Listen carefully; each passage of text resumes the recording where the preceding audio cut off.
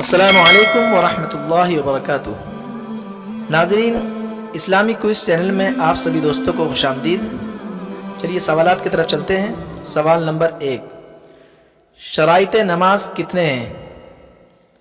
A 4، be 8، C 7، D 9۔ اور آپ کا ٹائم شروع ہوتا ہے اب۔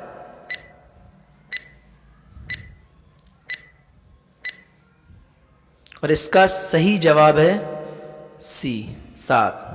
اور وہ شرائط نماز کیا کیا ہیں؟ نمبر 1، بدن کا پاک ہونا۔ نمبر 2، کپڑوں کا پاک ہونا۔ نمبر 3، جگہ کا پاک ہونا۔ نمبر 4، سطر کا چھپانا۔ اور سطر کیا ہے؟ مرد کا سطر ناف سے لے کر گھٹنوں کے نیچے تک،